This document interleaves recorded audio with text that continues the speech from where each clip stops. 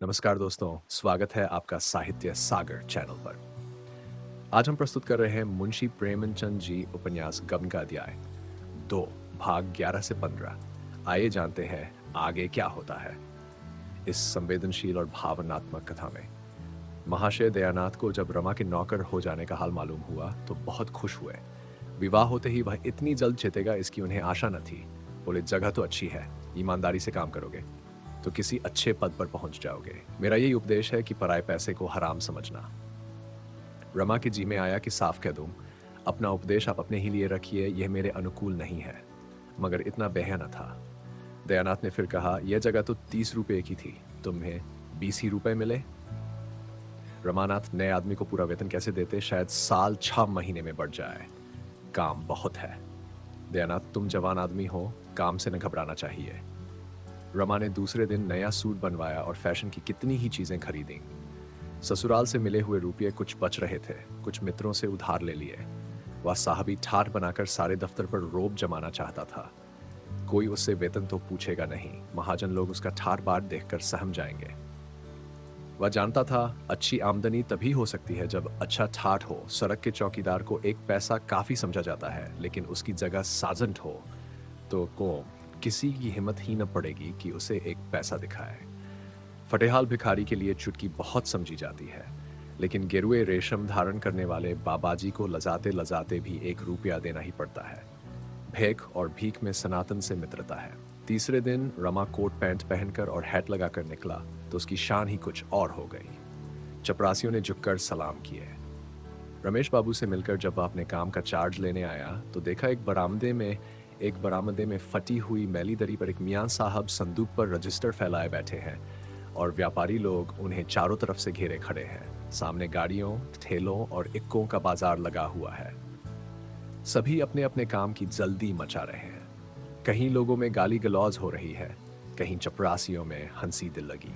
सारा काम बड़े ही व्यवस्थित रूप से हो रहा है। उस फटी हुई दरी पर बैठना रमा को अपमानजनक जान पड़ा। वह सीधे रमेश बाबू से जाकर बोला, क्या मुझे भी इसी मैली दरी पर बिठाना चाहते हैं? एक अच्छी सी मेज और कई कुर्सियां भिजवाए और चपरासियों को हुक्म दीजिए कि एक आदमी से ज्यादा मेरे सामने ना आने पावे। रमेश बाबू ने मुस्कुराकर मेज और कुर्सियां भिजवा दी। रमा शान से कुर्सी पर बैठा। बूढ़े मुंशी जी उसकी उच्छृंखलता पर दिल में हंस रहे थे। समझ गए, अभी नया जोश है, नई सनक है। चार्ज दे दिया। चार्ज में था ही क्या, केवल आज की आमदनी का हिसाब समझा देना था। किस जिन्स पर किस हिसाब से चुंगी ली जाती है, इसकी छपी हुई तालिका मौजूद थी। रमा आधा घंटे में अपना काम समझ गया। बूढ़े मुंशी जी ने यद्यपि खुद ही ये जगह छोड़ी थी, पर इस वक्त जाते हुए उन्हें दुख हो रहा था। इसी जगह वह 30 साल से बराबर बैठते चले आते थे। इसी जगह की बदौलत उन्होंने धन और यश दोनों ही कमाया था। उसे छोड़ते हुए क्यों न दुख होता। चार्ज देकर जब वह विदा होने लगे तो रमा उनके साथ जीने के नीचे तक गया। खान साहब उसकी इस नम्रता से प्रसन्न हो गए। मुस्कुराकर बोले, हर एक बिल्टी पर एक आना बंधा हुआ है, खुली हुई बात है, लोग शौक से देते हैं। आप अमीर आदमी हैं, मगर रस्म न बिगाड़िएगा। एक बार कोई रस्म टूट जाती है तो उसका बंधना मुश्किल हो जाता है। इस एक आने में आधा चपरासियों का हक है। जो बड़े बाबू पहले थे वह 25 रुपये महीना लेते थे, मगर ये कुछ नहीं लेते। रमा ने अरुचि प्रकट करते हुए कहा, गंदा काम है, मैं सगाई से काम करना चाहता हूं। बूढ़े मियाँ ने हंसकर कहा, अभी गंदा मालूम होता है, लेकिन फिर इसी में मजा आएगा। खान साहब को विदा करके रमा अपनी कुर्सी पर आ बैठा और एक चपरासी से बोला, इन लोगों से कहो बरामदे के नीचे चले जाएं, एक एक करके नंबरवार आवें, एक कागज पर सबके नाम नंबरवार लिख लिया करो। एक बनिया जो 2 घंटे से खड़ा था खुश होकर बोला, हाँ सरकार, ये बहुत अच्छा होगा। रमानाथ, जो पहले आवे उसका काम पहले होना चाहिए, बाकी लोग अपना नंबर आने तक बाहर रहें। ये नहीं कि सबसे पीछे वाले शोर पहले आ जाए और पहले वाले खड़े मुंह ताकते रहे। कई व्यापारियों ने कहा, हाँ बाबूजी, ये इंतजाम हो जाए तो बहुत अच्छा हो, भगभड़ में बड़ी देर हो जाती है। इतना नियंत्रण रमा का रोब जमाने के लिए काफी था। वणिक समाज में आज ही उसके रंग ढंग की आलोचना और प्रशंसा होने लगी। किसी बड़े कॉलेज के प्रोफेसर को इतनी ख्याति उम्र भर में न मिलती। 2-4 दिन के अनुभव से ही रमा को सारे दांव घात मालूम हो गए। ऐसी बातें सूझ गई जो खान साहब को ख्वाब में भी न सूझी थी। माल की तौल गिनती और परख में इतनी धांधली थी जिसकी कोई हद नहीं। जब इस धांधली से व्यापारी लोग सैकड़ों की रकम डकार जाते हैं, तो रमा बिल्टी पर एक आना लेकर ही क्यों संतुष्ट हो जाए, जिसमें आधा आना चपरासियों का है। माल की तौल और परख में दृढ़ता से नियमों का पालन करके वह धन और कीर्ति दोनों ही कमा सकता है। ये अवसर वह क्यों छोड़ने लगा, विशेषकर जब बड़े बाबू उसके गहरे दोस्त थे। रमेश बाबू इस नए रंग ईंट की कार्यपटुता पर मुग्ध हो गए। उसकी पीठ ठोंकर बोले, कायदे के अंदर रहो और जो चाहो करो, तुम पर आंच तक ना आने पाएगी। रमा की आमदनी तेजी से बढ़ने लगी। आमदनी के साथ प्रभाव भी बढ़ा। सूखी कलम घिसने वाले दफ्तर के बाबुओं को जब सिगरेट, पान, चाय या जलपान की इच्छा होती, तो रमा के पास चले आते। उस बहती गंगा में सभी हाथ धो सकते थे। सारे दफ्तर में रमा की सराहना होने लगी। पैसे को तो वह ठीकरा समझता है। क्या दिल है कि वाह! और जैसा दिल है वैसी ही जबान भी। मालूम होता है नस नस में शराफत भरी हुई है। बाबुओं का जब यह हाल था तो चपरासियों और मुहर्रिरों का पूछना ही क्या। सबके सब रमा के बिना दामों गुलाम थे। उन गरीबों की आमदनी ही नहीं, प्रतिष्ठा भी खूब बढ़ गई थी। जहां गाड़ीवान तक फटकार दिया करते थे इंजीनियर्स, वहां अब अच्छे अच्छे की गर्दन पकड़कर नीचे टकेल देते थे। रमानाथ की तूती बोलने लगी। मगर जालपा की अभिलाषाएं अभी एक भी पूरी न हुई। नागपंचमी के दिन मोहल्ले की कई युवतियां जालपा के साथ गजली खेलने आए, मगर जालपा अपने कमरे के बाहर नहीं निकली। भादों में जन्माष्टमी का उत्सव आया। पड़ोसी में एक सेठ जी रहते थे। उनके यहाँ बड़ी धूमधाम से उत्सव मनाया जाता था। वहां से सास और बहू को बुलावा आया। जागेश्वरी गई। जालपा ने जाने से इनकार किया। इन 3 महीनों में उसने रमा से एक बार भी आभूषण की चर्चा न की, पर उसका यह एकांत प्रेम उसके आचरण से उत्तेजक था। इससे ज्यादा उत्तेजक वह पुराना सूची पत्र था, कैंटफैट, जो एक दिन रमा कहीं से उठा लाया था। इसमें भांति के सुंदर आभूषणों के नमूने बने हुए थे। उनके मूल्य भी लिखे हुए थे। जालपा एकांत में इस सूची पत्र को बड़े ध्यान से देखा करती। रमा को देखते ही वह सूची पत्र छिपा लेती थी। इस हार्दिक कामना को प्रकट करके वह अपनी हंसी न उड़वाना चाहती थी। रमा आधी रात के बाद लौटा तो देखा जालपा चारपाई पर पड़ी है। हंसकर बोला, बड़ा अच्छा गाना हो रहा था, तुम नहीं गई। बड़ी गलती की। जालपा ने मुंह उधर लिया, कोई उत्तर न दिया। रमा ने फिर कहा, यहां अकेले पड़े पड़े तुम्हारा जी घबराता रहा होगा। जालपा ने तीव्र स्वर में कहा, तुम कहते हो मैंने गलती की, मैं समझती हूं मैंने अच्छा किया। वहां किसके मुंह में कालिख लगती। जालपा ताना तो न देना चाहती थी, पर रमा की इन बातों ने उसे उत्तेजित कर दिया। रोष का एक कारण यह भी था कि उसे अकेली छोड़कर सारा घर उत्सव देखने चला गया। अगर उन लोगों के हृदय होता तो क्या वहां जाने से इनकार न कर देते। रमा ने लज्जित होकर कहा, कालिख लगने की तो कोई बात न थी। सभी जानते हैं कि चोरी हो गई है, और इस जमाने में 2-4 हजार के गहने बनवा लेना मुंह का कौर नहीं है। चोरी का शब्द जबान पर लाते हुए रमा का हृदय धड़क उठा। जालपा पति की ओर तीव्र दृष्टि से देखकर रह गई, और कुछ बोलने से बात बढ़ जाने का भय था, पर रमा को उसकी दृष्टि से ऐसा भासित हुआ मानो उसे चोरी का रहस्य मालूम है और वह केवल संकोच के कारण उसे खोलकर नहीं कह रही है। उसे उस स्वप्न की बात भी याद आई जो जालपा ने चोरी की रात को देखा था। वह दृष्टि बाण के समान उसके हृदय को छेदने लगी। उसने सोचा, शायद मुझे भ्रम हुआ।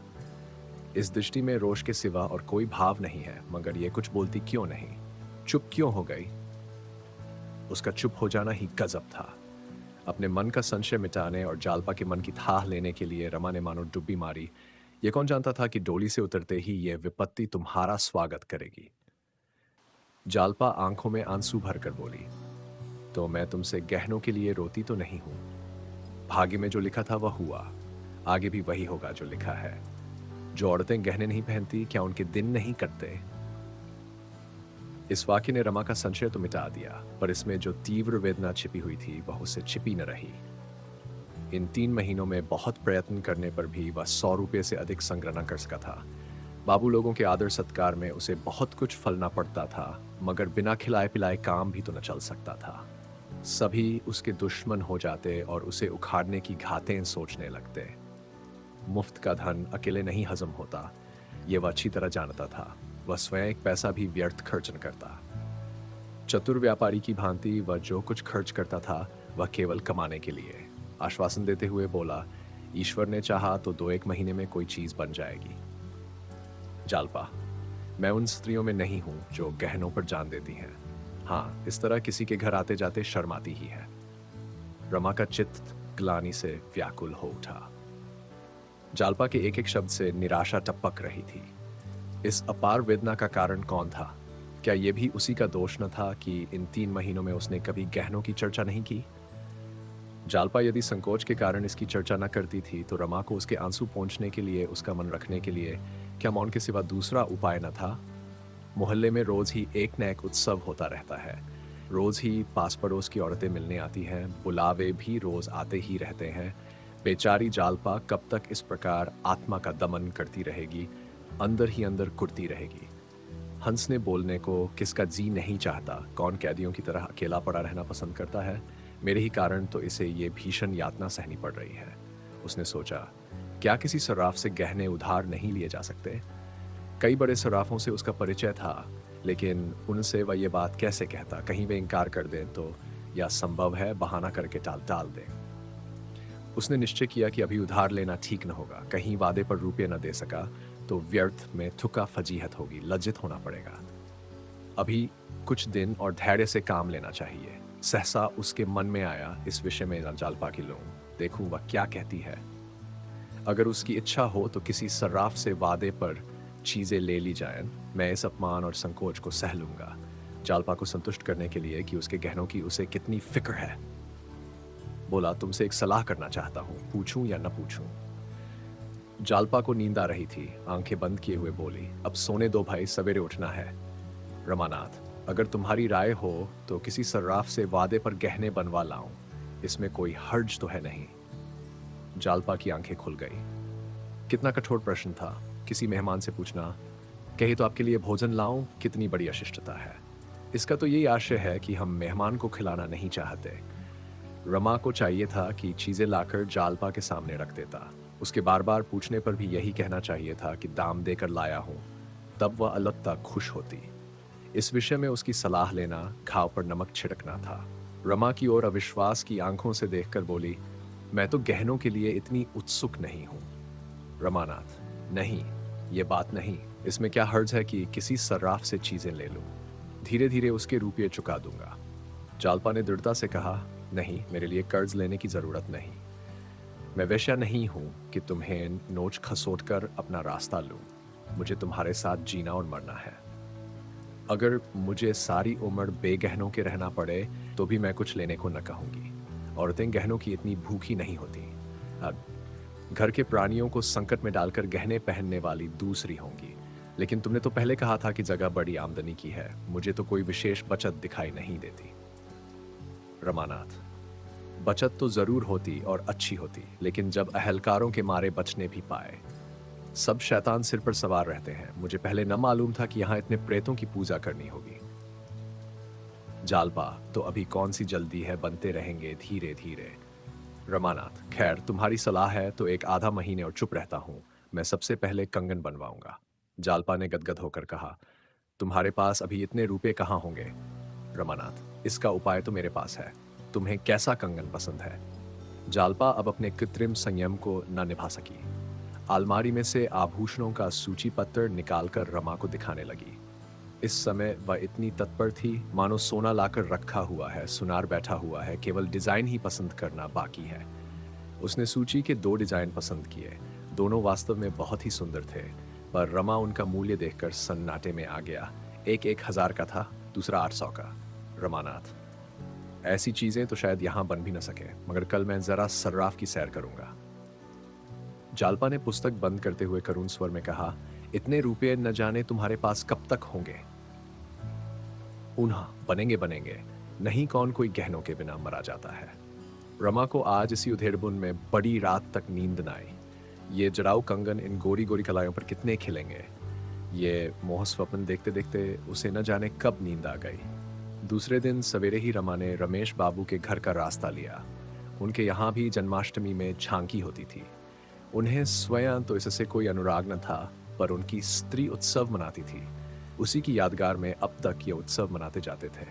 रमा को देखकर बोले, आओ जी, रात क्यों नहीं आए? मगर यहाँ गरीबों के घर क्यों आते? सेठ जी की झांकी कैसे छोड़ देते? खूब बहार रही होगी। रमानाथ, आप किसी सजावट तो न थी? हाँ, और सालों से अच्छी थी। कई कत्थक और वेश्याएं भी आई थीं। मैं तो चला आया था, मगर सुना रात भर गाना होता रहा। रमेश, सेठ जी ने तो वचन दिया था कि वेश्याएं ना आने पावेंगी, फिर ये क्या किया? इन मूर्खों के हाथों हिंदू धर्म का सर्वनाश हो जाएगा। एक तो वेश्याओं का नाम यो भी बुरा, उस पर ठाकुर द्वारे में। छी छी, न जाने इन गधों को कब अक्ल आवेगी। रमानाथ, वेश्याएं न हो तो झांकी देखने जाए ही कौन, सभी तो आपकी तरह योगी और तपस्वी नहीं है। रमेश, मेरा वश चले तो मैं कानून से ये दुराचार बंद कर दूं। खैर, फुर्सत हो तो आओ एक आधा बाजी हो जाए। और आया किस लिए हूं? मगर आज आपको मेरे साथ जरा सर्राफ तक चलना पड़ेगा। यो कई बड़ी बड़ी कोठियों से मेरा परिचय है, मगर आपके रहने से कुछ और ही बात होगी। रमेश, चलने को चला चलूंगा, मगर इस विषय में मैं बिल्कुल कोरा हूं। न कोई चीज बनवाई न खरीदी। तुम्हें क्या कुछ लेना है? रमानाथ, लेना देना क्या है, जरा भाव ताव देखूंगा। मालूम होता है घर में फटकार पड़ी है। जी बिल्कुल नहीं, वह तो जेवरों का नाम तक नहीं लेती। मैं कभी पूछता भी हूं तो मना करती हैं, लेकिन अपना कर्तव्य भी तो कुछ है। जब से गहने चोरी चले गए, एक चीज भी नहीं बनी। मालूम होता है कमाने का डंगा गया।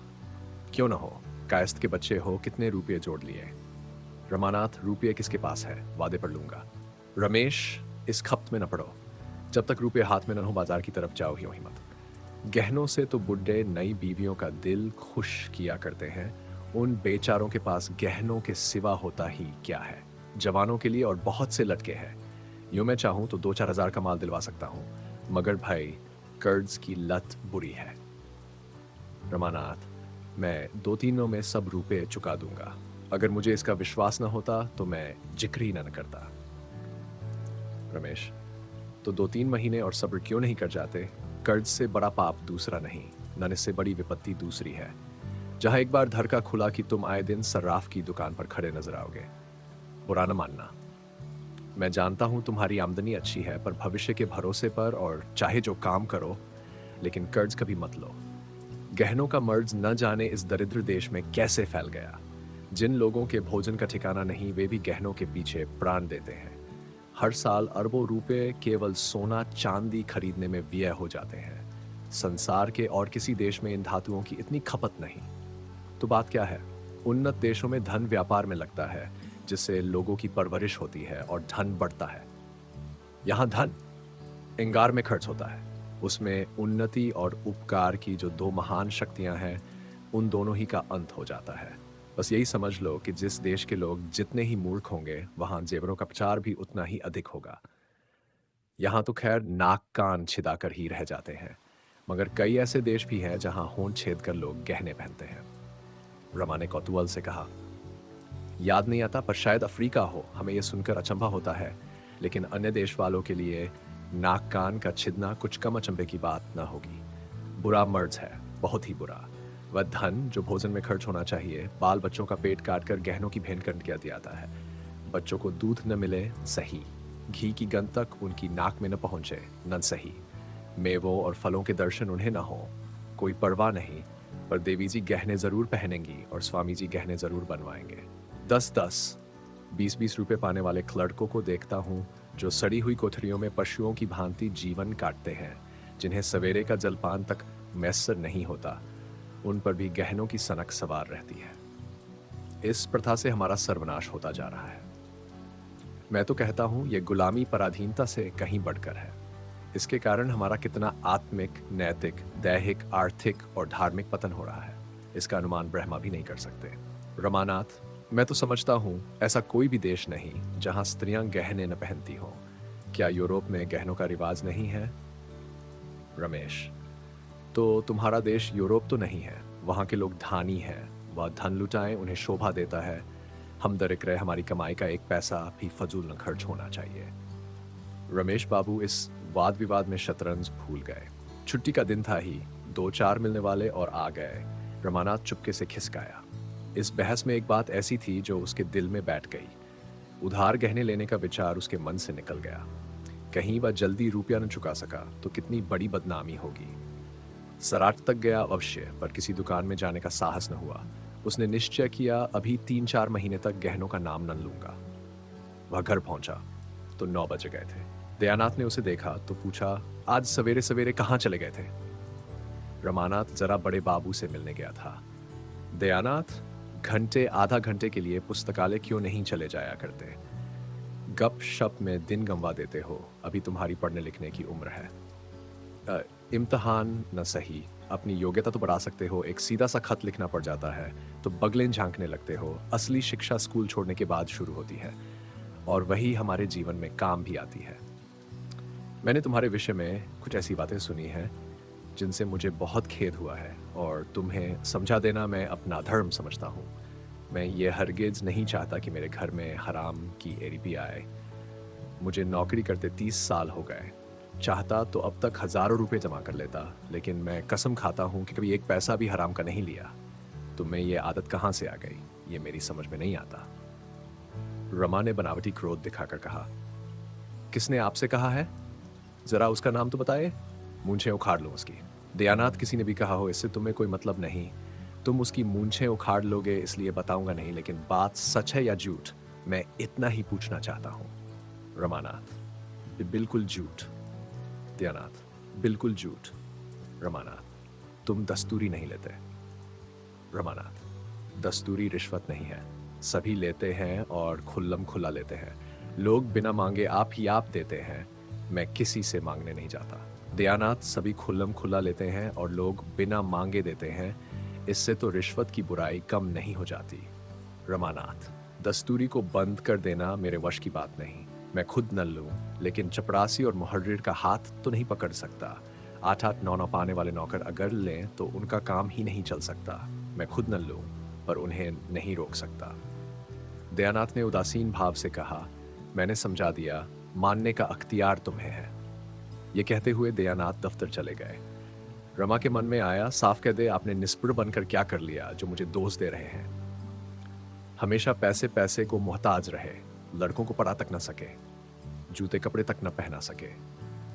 ये डींग मारना तब शोभा देता जबकि नीयत भी साफ रहती और जीवन भी सुख से कटता। रमा घर में गया तो माता ने पूछा, आज कहाँ चले गए बेटा? तुम्हारे बाबूजी इसी पर बिगड़ रहे थे। रमानाथ, इस पर तो नहीं बिगड़ रहे थे। हाँ, उपदेश दे रहे थे कि दस्तूरी मत लिया करो, इससे आत्मा दुर्बल होती है और बदनामी होती है। जागेश्वरी, तुमने कहा नहीं, आपने बड़ी ईमानदारी की तो कौन से झंडे गाड़ दिए, सारी जिंदगी पेट पालते रहे। रमानाथ, कहना तो चाहता था पर चिढ़ जाते। जैसे आप कौड़ी कौड़ी को मोहताज रहे, वैसे मुझे भी बनाना चाहते हैं। आपको लेने का शूर तो है नहीं।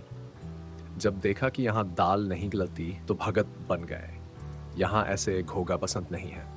बनियों से रुपए ऐंठने के लिए अकल चाहिए, दिल लगी नहीं है।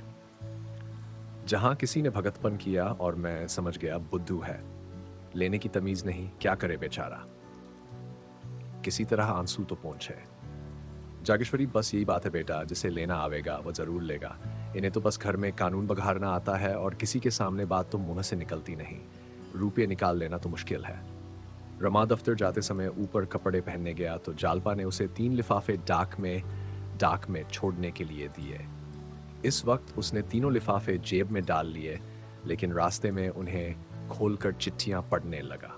चिट्ठियां क्या थी? विपत्ति और वेदना का करुण विलाप था जो उसने अपनी तीनों सहेलियों को सुनाया था। तीनों का विषय एक ही था, केवल भावों का अंतर था। जिंदगी पहाड़ हो गई है, न रात को नींद आती है न दिन को आराम। पतिदेव को प्रसन्न करने के लिए कभी कभी हंस बोल लेती हूँ, पर दिल हमेशा रोया करता है।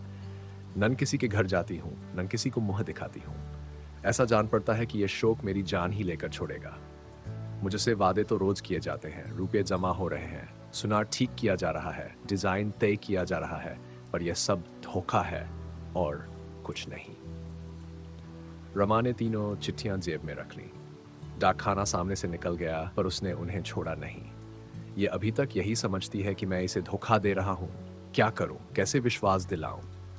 अगर अपना वश होता तो इसी वक्त आभूषणों के टोकरे भर जालपा के सामने रख देता, उसे किसी बड़े सर्राफ की दुकान पर ले जाकर कहता, तुम्हें जो जो चीजें लेनी हो ले लो। कितनी अपार वेदना है जिसने विश्वास का भी अपहरण कर लिया है। उसको आज उस चोट का सच्चा अनुभव हुआ जो उसने झूठी मर्यादा की रक्षा में उसे पहुंचाई थी। अगर वह जानता उस अभिनय का यह फल होगा तो कदाचित अपनी डींगों का पर्दा खोल देता। क्या ऐसी दशा में भी जब जालपा इस शोकताप से फुंकी जा रही थी, रमा को कर्ज लेने में संकोच करने की जगह थी। उसका हृदय कातर हो उठा। उसने पहली बार सच्चे हृदय से ईश्वर से याचना की, भगवान, मुझे चाहे दंड देना, पर मेरी जालपा को मुझसे मत छीनना। इससे पहले मेरे प्राण हर लेना। उसके रोम रोम से आत्मध्वनि सी निकलने लगी, ईश्वर, ईश्वर, मेरी दीन दशा पर दया करो। लेकिन इसके साथ ही उसे जालपा पर क्रोध भी आ रहा था। जालपा ने क्यों मुझसे ये बात नहीं कही? मुझसे क्यों पर्दा रखा और मुझसे पर्दा रखकर अपनी सहेलियों से ये दुखड़ा रोया? बरामदे में माल तौला जा रहा था। मेज पर रुपये पैसे रखे जा रहे थे और रमा चिंता में डूबा बैठा हुआ था। किससे सलाह ले? उसने विवाह ही क्यों किया? सारा दोष उसका अपना था। जब वह घर की दशा जानता था तो क्यों उसने विवाह करने से इनकार नहीं कर दिया? आज उसका मन काम में नहीं लगता था। समय से पहले ही उठकर चला आया। जालपा ने उसे देखते ही पूछा, मेरी चिट्ठियां छोड़ तो नहीं दी?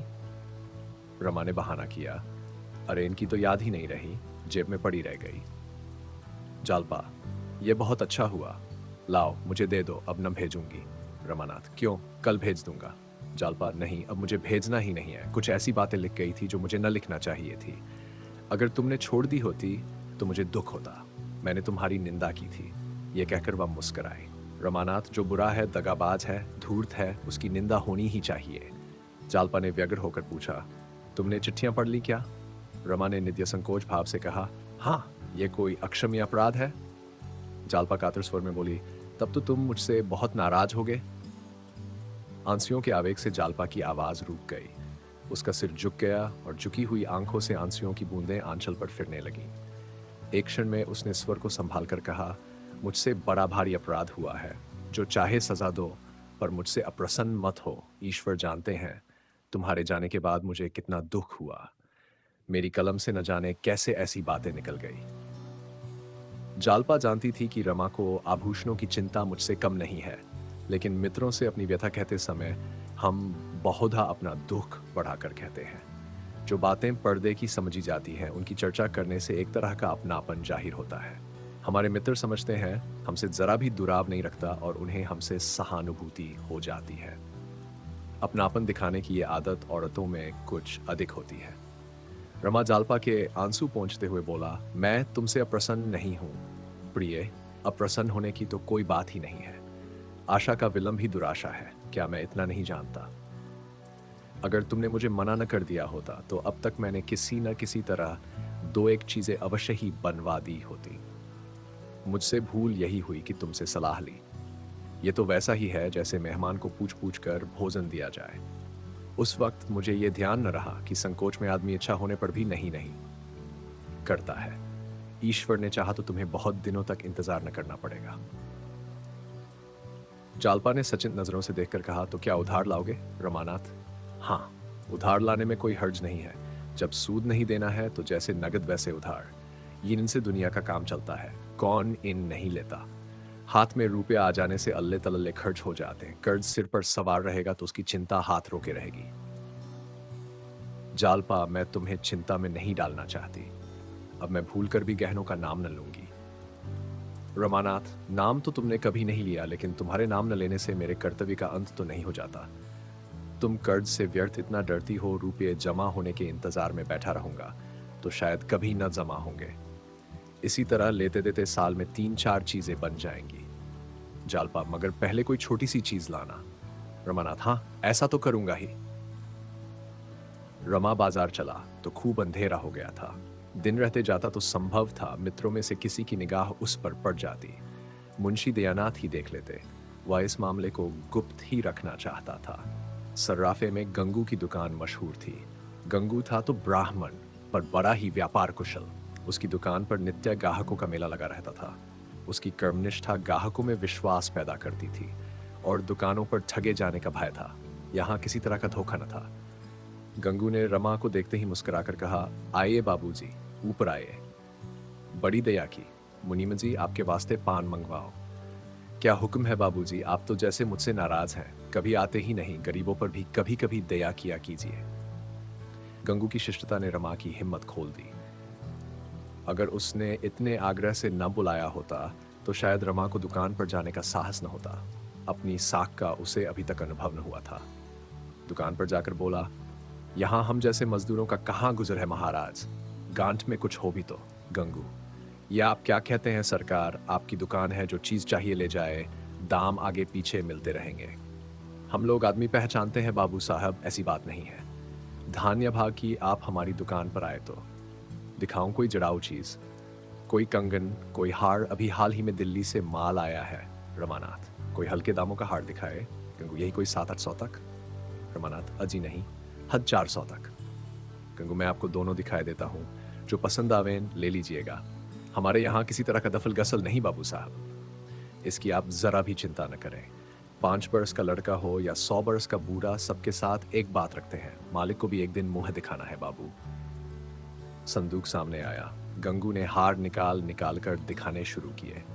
रमा की आंखें खुल गई, जी लोटपोट हो गया। क्या सगाई थी, नगीनों की कितनी सुंदर सजावट, कैसी आबताब, उनकी चमक दीपक को मात करती थी। रमा ने सोच रखा था 100 रुपये से ज्यादा उधार लगाऊंगा, लेकिन 400 वाला हार आंखों में कुछ जंचता न था और जेब में 300 रुपये थे। सोचा अगर यह हार ले गया और जालपा ने पसंद न किया तो फायदा ही क्या।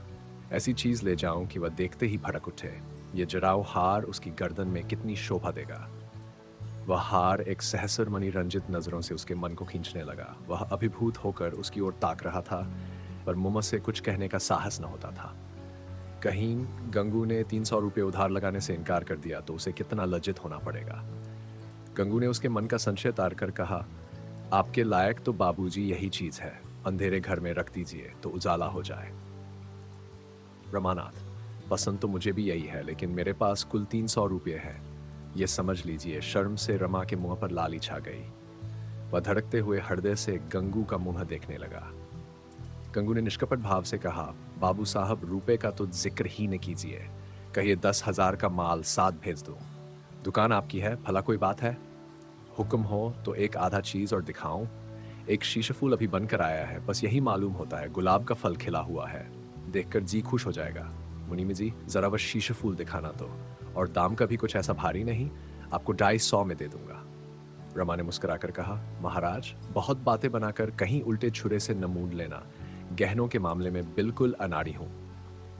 गंगू, ऐसा न कहो बाबूजी, आप चीज ले जाए, बाजार में दिखा लीजिए, अगर कोई 250 से कौड़ी कम में दे दे तो मैं मुफ्त दे दूंगा। शीश फूल आया।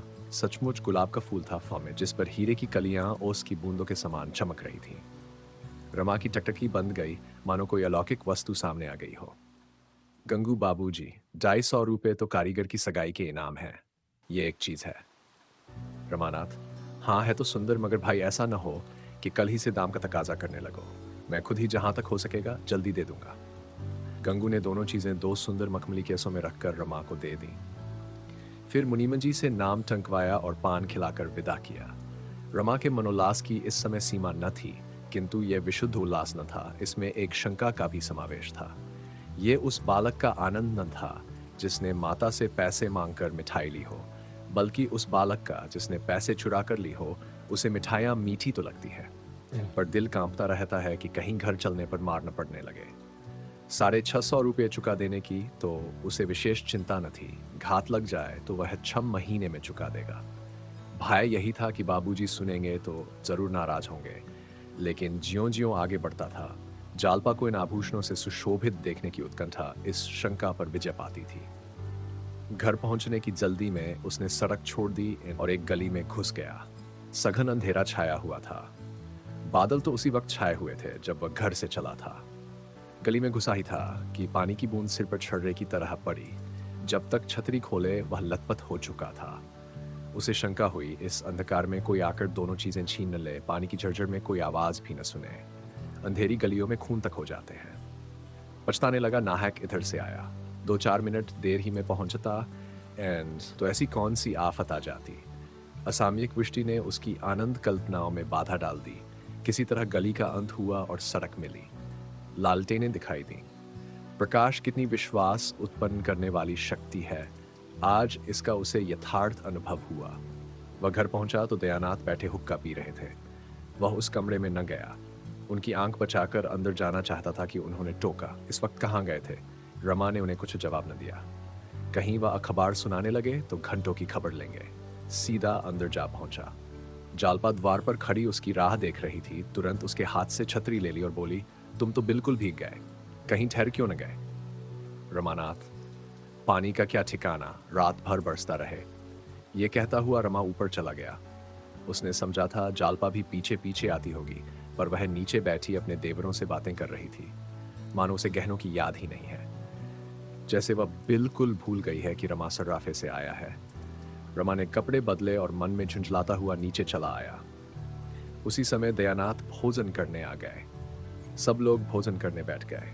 जालपा ने जब्त तो किया था, पर इस उत्कंठा की दशा में आज उससे कुछ खाया न गया। जब वह ऊपर पहुंची तो रमा चारपाई पर लेटा हुआ था। उसे देखते ही कौतुक से बोला, आज सर्राफे का जाना तो व्यर्थ ही गया, हार कहीं तैयार ही न था, बनाने को कह आया हूं। जालपा की उत्साह से चमकती हुई मुख छवि मलिन पड़ गई। बोली, वह तो पहले ही जानती थी, बनते बनते 5-6 महीने तो लग ही जाएंगे। रमानाथ, नहीं जी, बहुत जल्द बना देगा, कसम खा रहा था। जालपा, जब चाहे दे। उत्कंठा की चरम सीमा ही निराशा है। जालपा मुंह उधर कर लेटने जा रही थी कि रमा ने जोर से कह कहा मारा। जालपा चौंक पड़ी, समझ गई रमा ने शरारत की थी। मुस्कुराती हुई बोली, तुम भी बड़े नटखट हो क्या लाए? रमानाथ, कैसा चकमा दिया? जालपा, यह तो मर्दों की आदत ही है, तुमने नई बात क्या की? जालपा दोनों आभूषणों को देखकर निहाल हो गई। हृदय में आनंद की लहरें सी उठने लगीं। वह मनोभावों को छिपाना चाहती थी कि रमा उसे ओछी न समझे, लेकिन एक एक अंग खिल जाता था। मुस्कुराती हुई आंखें, दमकते हुए कपोल और खिले हुए अधर उसका भरम गंवाए देते। उसने हार गले में पहना, शीशफल जूड़े में सजाया और हर्ष से उन्मत्त होकर बोली, तुम्हें आशीर्वाद देती हूँ, ईश्वर तुम्हारी सारी मनोकामनाएं पूरी करे। आज जालपा की वह अभिलाषा पूरी हुई जो बचपन ही से उसकी कल्पनाओं का एक स्वप्न, उसकी आशाओं का क्रीड़ास्थल बनी हुई थी। आज उसकी वह साध पूरी हो गई। यदि मानकी यहां होती तो वह सबसे पहले यह हार उसे दिखाती और कहती, तुम्हारा हार तुम्हें मुबारक हो। रमा पर घरों नशा चढ़ा हुआ था। आज उसे अपना जीवन सफल जान पड़ा। अपने जीवन में आज पहली बार उसे विजय का आनंद प्राप्त हुआ। जालपा ने पूछा, जाकर अम्मा जी को दिखाऊं? रमा ने नम्रता से कहा, अम्मा को क्या दिखाने जाओगी? ऐसी कौन सी बड़ी चीजें हैं? जालपा, अब मैं तुमसे साल भर तक और किसी चीज के लिए न कहूंगी। इसके रुपए देकर ही मेरे दिल का बोझ हल्का होगा। रमा गर्व से बोला, रुपए की क्या चिंता, हैं ही कितने। जालपा, जरा अम्मा जी को दिखाओ, देखें क्या कहती है। रमानाथ, मगर यह न कहना उधार लाए हैं। जालपा इस तरह दौड़ी हुई नीचे गई मानो उसे वहां कोई निधि मिल जाएगी। आधी रात बीत चुकी थी। रमा आनंद की नींद सो रहा था। जालपा ने छत पर आकर एक बार आकाश की ओर देखा। निर्मल चांदनी छिटकी हुई थी, वह कार्तिक की चांदनी जिसमें संगीत की शांति है, शांति का माधुर्य और माधुर्य का उन्माद। जालपा ने कमरे में आकर अपनी संदूकची खोली और उसमें से वह कांच का चंद्रहार निकाला जिसे एक दिन पहनकर उसने अपने को धन्य माना था।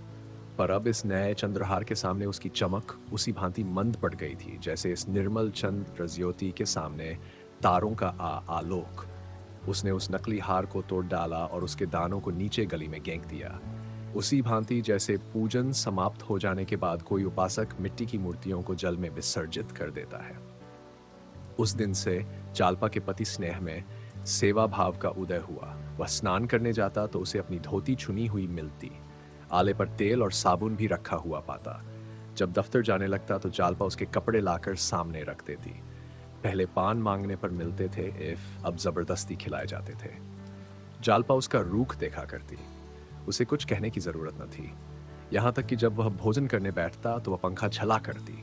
पहले वह बड़ी अनिच्छा से भोजन बनाने जाती थी और उस पर भी बेगार सी टालती थी। अब बड़े प्रेम से रसोई में जाती। चीजें अब भी वही बनती थी, पर उनका स्वाद बढ़ गया था। रमा को इस मधुर स्नेह के सामने वह दो गहने बहुत ही तुच्छ जंचते थे। उधर जिस दिन रमा ने गंगू की दुकान से गहने खरीदे, उसी दिन दूसरे सर्राफों को भी उसके आभूषण प्रेम की सूचना मिल गई। रमा जब उधर से निकलता तो दोनों तरफ से दुकानदार उठ उठकर उसे सलाम करते, आइए बाबूजी, पान तो खाते जाए, दो एक चीजें हमारी दुकान से तो देखिए। रमा का आत्म संयम उसकी साख को और भी बढ़ाता था। यहां तक कि एक दिन एक दलाल रमा के घर पर आ पहुंचा और उसके नहीं नहीं करने पर भी अपनी संदूकची खोल ही दी। रमा ने उससे पीछा छुड़ाने के लिए कहा, भाई, इस वक्त मुझे कुछ नहीं लेना है, क्यों अपना और मेरा समय नष्ट करोगे? दलाल ने बड़े विनीत भाव से कहा, बाबूजी, देख तो लीजिए, पसंद आए तो लीजिएगा, नहीं तो न लीजिएगा। देख लेने में तो कोई हर्ज नहीं है। आखिर रईसों के पास न जाएं, ऐसे तो किसके पास जाएं? औरों ने आपसे गहरी रकमें मारी, हमारे भाग्य में भी बता होगा तो आपसे 4 पैसा पा जाएंगे। बहू जी और माई जी को दिखा लीजिए। मेरा मन तो कहता है कि आज आप ही के हाथों बोहनी होगी। रमानाथ, औरतों के पसंद की न कहो कि चीजें अच्छी होंगी ही। पसंद आते क्या देर लगती है, लेकिन भाई इस वक्त हाथ खाली है।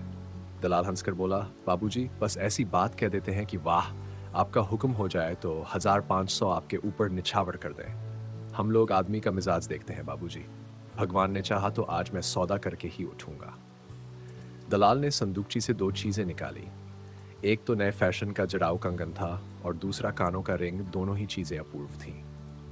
ऐसी चमक थी मानो दीपक जल रहा हो। 10 बजे थे। दयानाथ दफ्तर जा चुके थे, वह भी भोजन करने जा रहा था। समय बिल्कुल न था, लेकिन इन दोनों चीजों को देखकर अतर उससे किसी बात की सुध ही न रही।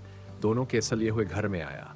उसके हाथ में केस देखते ही दोनों स्त्रियां टूट पड़ी और उन चीजों को निकाल निकाल कर देखने लगी। उनकी चमक दमक ने उन्हें ऐसा मोहित कर लिया कि गुण दोष की विवेचना करने की उनमें शक्ति ही न रही।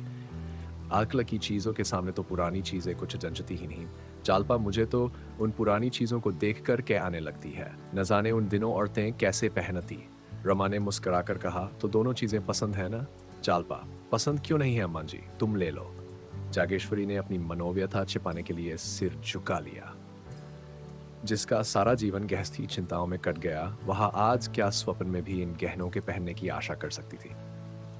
आह, उस दुखिया के जीवन की कोई साध ही न पूरी हुई। पति की आय ही कभी इतनी न हुई कि बाल बच्चों के पालन पोषण के उपरांत कुछ बचता।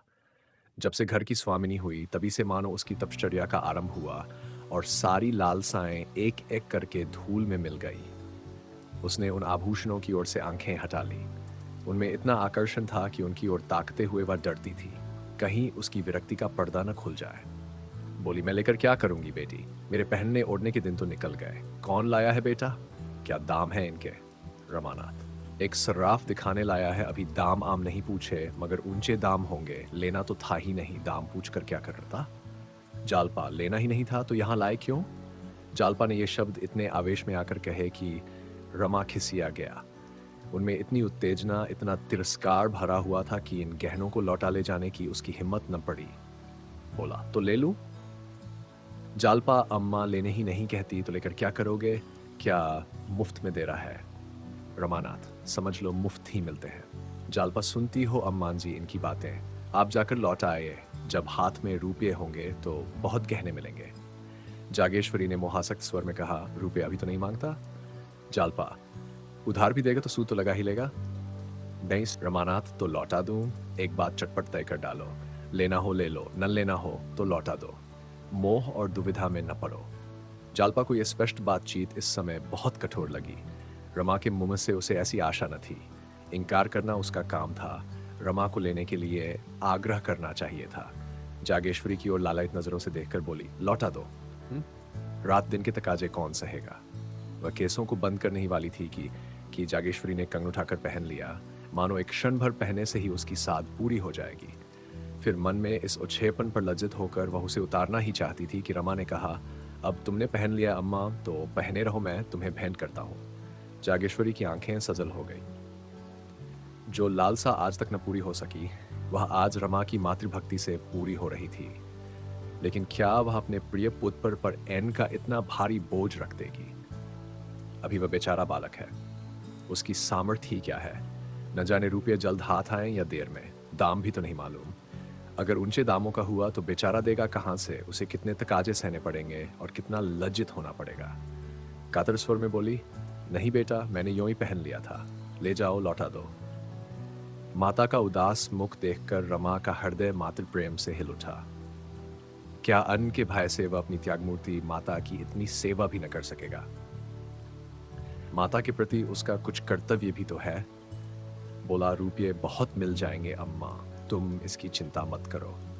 जागेश्वरी ने बहू की ओर देखा, मानो कह रही थी कि रमा मुझ पर कितना अत्याचार कर रहा है।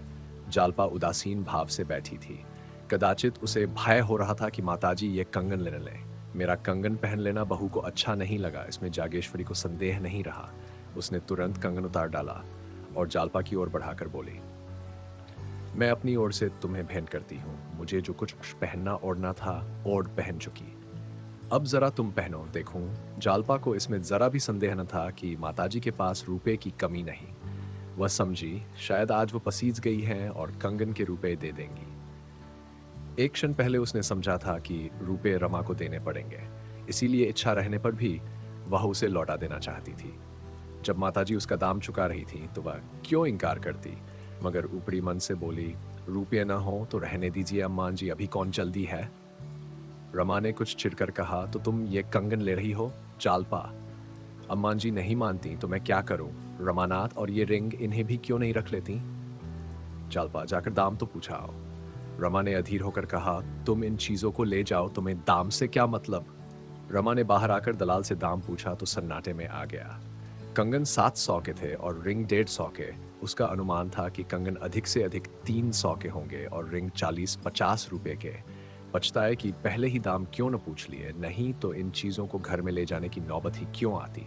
उधारते हुए शर्म आती थी, मगर कुछ भी हो उधारना तो पड़ेगा ही।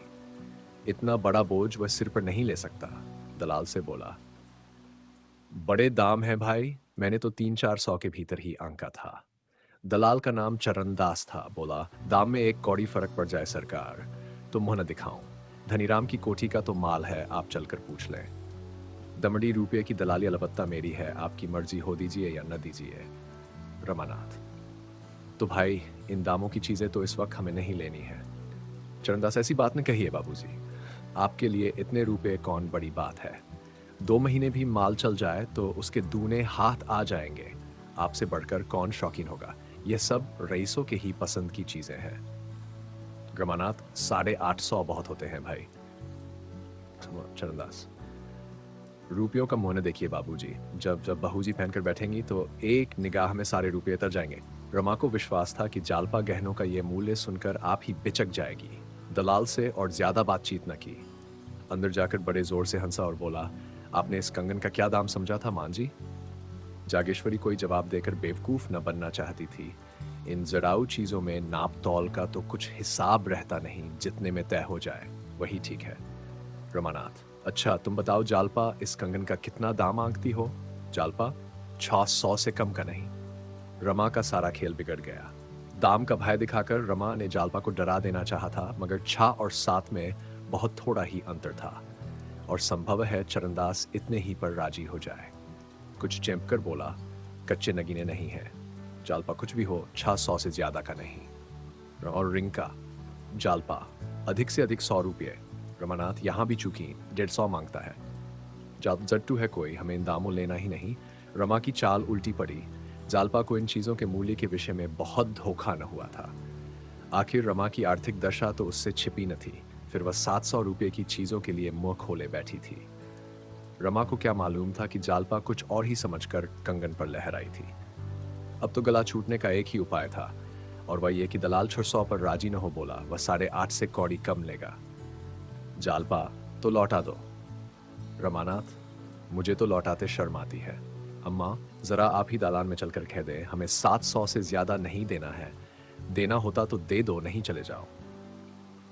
जागेश्वरी, हाँ रे क्यों नहीं, उस दलाल से मैं बातें करने जाऊं। जालपा, तुम ही क्यों नहीं कह देते, इसमें तो कोई शर्म की बात नहीं। रमानाथ, मुझसे साफ जवाब न देते बनेगा, दुनिया भर की खुशामद करेगा। चुनी चुना आप बड़े आदमी हैं, रईस हैं, राजा हैं, आपके लिए 150 क्या चीज है, मैं उसकी बातों में आ जाऊंगा। जालपा, अच्छा चलो मैं ही कह देती हूँ। रमानाथ, वाह, फिर तो सब काम ही बन गया। रमा पीछे दुबक गया। जालपा दालान में आकर बोली, जरा यहां आना जी। ओ सर्राफ, लूटने आए हो या माल बेचने आए हो? चरणदास बरामदे से उठकर द्वार पर आया और बोला, क्या हुक्म है सरकार? जालपा, माल बेचने आते हो या जटने आते हो? 700 रुपये कंगन मांगते हो। चरणदास, 700 तो उसकी कारीगरी के दाम है हुजूर। जालपा, अच्छा तो जो उस पर 700 निछावर कर दे उसके पास ले जाओ। रिंग के 150 कहते हो, लूट है क्या? मैं तो दोनों चीजों के 700 से अधिक न दूंगी। चरणदास, बहू जी आप तो अंधेर करती है, कहां 850 और कहां 700। जालपा, तुम्हारी खुशी, अपनी चीज ले जाओ। इतने बड़े दरबार में आकर चीज लौटा ले जाऊं। आप यूं ही पहने, 10-5 रुपए की बात होती तो आपकी जबान ने उधरता। आपसे झूठ नहीं कहता बहू जी, इन चीज़ों पर पैसा रुपया नगद है। उसी एक पैसे में दुकान का भाड़ा, पका खाता, दस्तूरी, दलाली सब समझिए। एक बात ऐसी समझकर कहिए कि हमें भी 4 पैसे मिल जाएँ। सवेरे-सवेरे लौटना न पड़े। जालपा, कह दिए, वही 700। चरणदास ने ऐसा मुँह बनाया मानो वह किसी धर्म संकट में पड़ गया है। फिर बोला, सरकार, है तो घाटा ही, पर आपकी बात नहीं टालते बनती। रुपए कब मिलेंगे? जालपा, जल्दी ही मिल जाएंगे। जालपा अंदर जाकर बोली, आखिर दिया कि नहीं, 700 में 150 साफ उड़ाए लिए जाता था। मुझे पछतावा हो रहा है कि कुछ और कम क्यों न कहा। वे लोग इस तरह ग्राहकों को लूटते हैं। रमा इतना भारी बोझ लेते घबरा रहा था, लेकिन परिस्थिति ने कुछ ऐसा रंग पकड़ा कि बोझ उस पर लद ही गया। जालपा तो खुशी की उमंग में दोनों चीजें लिए ऊपर चली गई, पर रमा सिर झुकाए चिंता में डूबा खड़ा था। जालपा ने उसकी दशा जानकर भी इन चीजों को क्यों ठुकरा नहीं दिया, क्यों जोर देकर नहीं कहा मैं न लूंगी, क्यों दुविधा में पड़ी रही। 550 भी चुकाना मुश्किल था, इतने और कहां से आएंगे। असल में गलती मेरी ही है। मुझे दलाल को दरवाजे से ही दुत्कार देना चाहिए था, लेकिन उसने मन को समझाया, यह अपने ही पापों का तो प्रायश्चित है। फिर आदमी इसीलिए तो कमाता है। रोटियों के लाले थोड़े ही थे। भोजन करके जब रमा ऊपर कपड़े पहनने गया तो जालपा आईने के सामने खड़ी कानों में रिंग पहन रही थी। उसे देखते ही बोली, आज किसी अच्छे का मुंह देखकर उठी थी। 2 चीजें मुफ्त हाथ आ गई। रमा ने विस्मय से पूछा, मुफ्त क्यों? रुपये न देने पड़ेंगे? जालपा, रुपये तो अम्मान जी देंगी। रमानाथ, क्या कुछ कहती थी? जालपा, उन्होंने मुझे भेंट दिए हैं तो रुपये कौन देगा? रमा ने उसके भोलेपन पर मुस्कुराकर कहा, यही समझकर तुमने ये चीजें ले ली। अम्मा को देना होता तो उसी वक्त दे देती जब गहने छोड़ी गए थे। क्या उनके पास रुपये न थे? जालपा असमंजस में पड़कर बोली, तो मुझे क्या मालूम था। अब भी तो लौटा सकते हो, कह देना जिसके लिए लिया था उसे पसंद नहीं आया। यह कहकर उसने तुरंत कानों से रिंग निकाल लिए, कंगन भी उतार डाले और दोनों चीजें केस में रखकर उसकी तरफ इस तरह बढ़ाई जैसे कोई बिल्ली चूहे से खेल रही हो। वह चूहे को अपनी पकड़ से बाहर नहीं होने देती, उसे छोड़कर भी नहीं छोड़ती। हाथों को फैलाने का साहस नहीं होता था। क्या उसके हृदय की भी यही दशा न थी? उसके मुख पर हवाएं उड़ रही थी। क्यों वह रमा की ओर न देखकर भूमि की ओर देख रही थी? क्यों सिर ऊपर न उठाती थी? किसी संकट से बच जाने में जो हार्दिक आनंद होता है वह कहाँ था? उसकी दशा ठीक उस माता की सी थी जो अपने बालक को विदेश जाने की अनुमति दे रही हो। वही विवशता, वही कातरता, वही ममता इस समय जालपा के मुख पर उदय हो रही थी। रमा उसके हाथ से केसों को ले सके, इतना कड़ा संयम उसमें था। उसे तकाजे सहना, लज्जित होना, मुंह छिपाए फिरना, चिंता की आग में जलना, सब कुछ सहना मंजूर था। ऐसा काम करना नामंजूर था जिससे जालपा का दिल टूट जाए, वह अपने को अभागिन समझने लगे। उसका सारा ज्ञान, सारी चेष्टा, सारा विवेक इस आहत का विरोध करने लगा। प्रेम और परिस्थितियों के संघर्ष में प्रेम ने विजय पाई। उसने मुस्कुराकर कहा, रहने दो, अब ले लिया है तो क्या लौटाएं, अम्मान जी भी हंसेंगी। जालपा ने बनावटी कांपते हुए कंठ से कहा, अपनी चादर देखकर ही पांव फैलाना चाहिए। एक नई विपत्ति मोल लेने की क्या जरूरत है? रमा ने मानो जल में डूबते हुए कहा, ईश्वर मालिक है, और तुरंत नीचे चला गया। हम क्षणिक मोह और संकोच में पड़कर अपने जीवन के सुख और शांति का कैसे होम कर देते हैं। अगर जालपा मोह के इस झोंके में अपने को स्थिर रख सकती, अगर रमा संकोच के आगे सिर न झुका देता, दोनों के हृदय में प्रेम का सच्चा प्रकाश होता तो वे पथ पर सर्वनाश की ओर न जाते। दफ्तर के लिए देर हो रही थी, पर रमा इस तरह जा रहा था जैसे कोई अपने प्रिय बंधु की दाह क्रिया करके लौट रहा हो। जालपा अब वह एकांतवासिनी रमणी न थी जो दिन भर मुंह लपेटे उदास पड़ी रहती थी। उसे अब घर में बैठना अच्छा नहीं लगता था। अब तक तो वह मजबूर थी, कहीं आ जा न सकती थी। अब ईश्वर की दया से उसके पास भी गहने हो गए थे। फिर वह क्यों मन मारे घर में पड़ी रहती? वस्त्राभूषण कोई मिठाई तो नहीं जिसका स्वाद एकांत में लिया जा सके। आभूषणों को संदूकची में बंद करके रखने से क्या फायदा? मोहल्ले या बिरादरी में कहीं से बुलावा आता तो वह सास के साथ अवश्य जाती। कुछ दिनों के बाद सास की जरूरत भी न रही। वह अकेली आने जाने लगी। फिर कार्य प्रयोजन की कैद भी नहीं रही। उसके रूप लावणी, वस्त्र आभूषण और शील विनय ने मोहल्ले की स्त्रियों में उसे जल्दी ही सम्मान के पद पर पहुंचा दिया। उसके बिना मंडली सूनी रहती थी।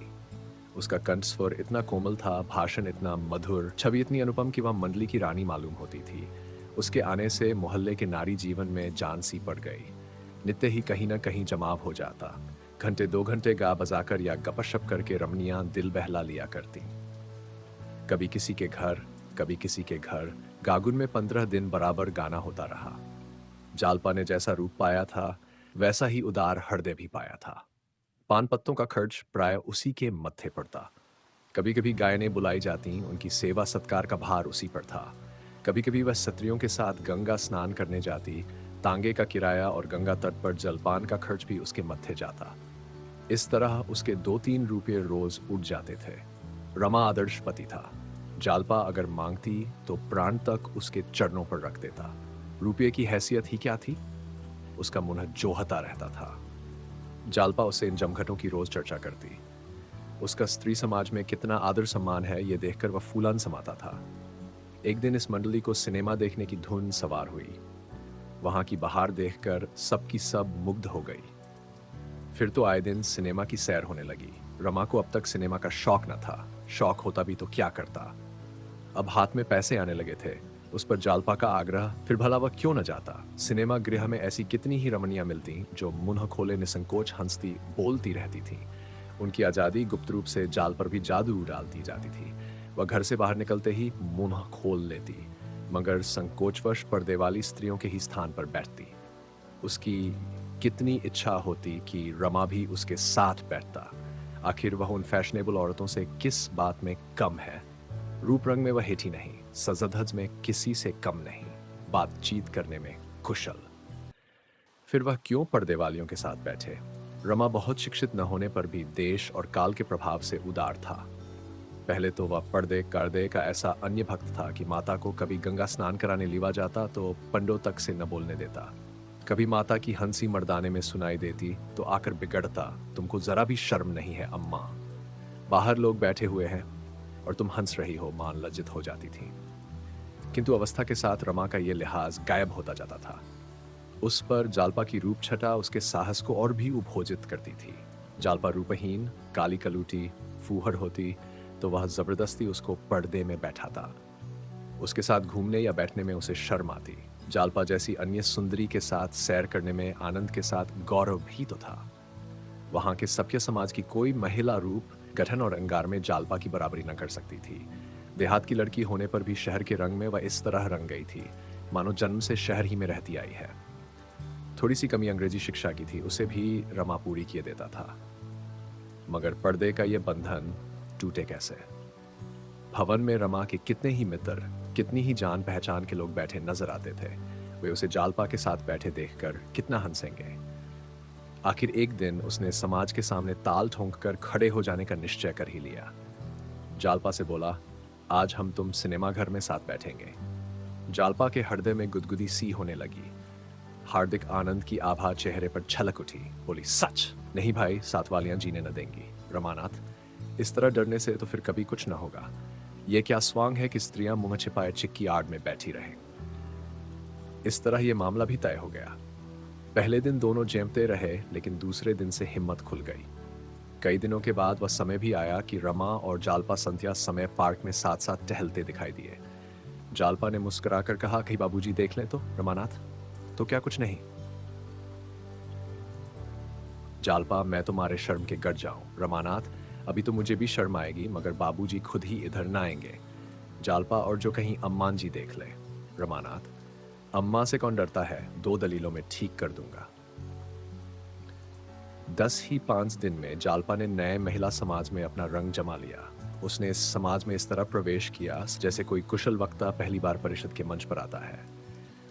विद्वान लोग उसकी उपेक्षा करने की इच्छा होने पर भी उसकी प्रतिभा के सामने सिर झुका देते हैं। जालपा भी आई, देखा और विजय कर लिया। उसके सौंदर्य में वह गरिमा, वह कठोरता, वह शान, वह तेजस्विता थी जो कुलीन महिलाओं के लक्षण है। पहले ही दिन एक महिला ने जालपा को चाय का निमंत्रण दे दिया और जालपा इच्छा न रहने पर भी उसे अस्वीकार न कर सकी। जब दोनों प्राणी वहां से लौटे तो रमा ने चिंतित स्वर में कहा, तो कल इसकी चाय पार्टी में जाना पड़ेगा। जालपा, क्या करती, इनकार करते भी तो न बनता था। रमानाथ, तो सवेरे तुम्हारे लिए एक अच्छी सी साड़ी ला दूं। जालपा, क्या मेरे पास साड़ी नहीं है? जरा देर के लिए 50-60 रुपए खर्च करने से फायदा। रमानाथ, तुम्हारे पास अच्छी साड़ी कहाँ है? इसकी साड़ी तुमने देखी? ऐसी ही तुम्हारे लिए भी लाऊंगा। जालपा ने विवशता के भाव से कहा, मुझे साफ कह देना चाहिए था कि फुर्सत नहीं है। रमानाथ, फिर इनकी दावत भी तो करनी पड़ेगी। ये तो बुरी विपत्ति गले पड़ी। रमानाथ, विपत्ति कुछ नहीं है, सिर्फ यही ख्याल है कि मेरा मकान इस काम के लायक नहीं। मेज, कुर्सियां, चाय के सेट रमेश के यहां से मांग लाऊंगा, लेकिन घर के लिए क्या करूं? जालपा, क्या यह जरूरी है कि हम लोग भी दावत करें? रमा ने ऐसी बात का कुछ उत्तर ना दिया।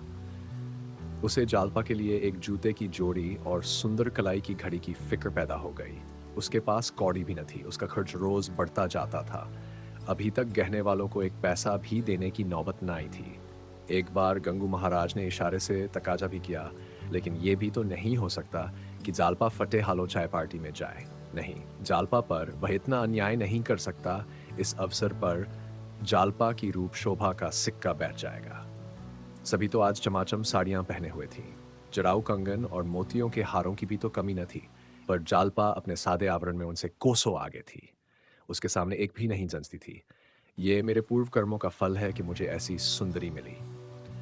आखिर यही तो खाने पहने और जीवन का आनंद उठाने के दिन है। जब जवानी ही में सुख न उठाया तो बुढ़ापे में क्या कर लेंगे? बुढ़ापे में मान लिया धन हुआ ही, तो क्या यौवन बीत जाने पर विवाह किस काम का? साड़ी और घड़ी लाने की उसे धुन सवार हो गई। रात भर तो उसने सब्र किया, दूसरे दिन दोनों चीजें लाकर ही दम लिया। जालपा ने झुंझलाकर कहा, मैंने तो तुमसे कहा था कि इन चीजों का काम नहीं है। 150 से कम की न होंगी। रमानाथ, 150? इतना फजूल खर्च मैं नहीं हूं। जालपा, 150 से कम की ये चीजें नहीं है। जालपा ने घड़ी कलाई में बांधा ली और साड़ी को खोलकर मंत्रमुग्ध नजरों से देखा। रमानाथ, तुम्हारी कलाई पर यह घड़ी कैसी खिल रही है? मेरे रुपए वसूल हो गए। जालपा, सच बताओ कितने रुपए खर्च हुए? रमानाथ, सच बता दो, 135 रुपये। 75 रुपये की साड़ी, 10 के जूते और 50 की घड़ी।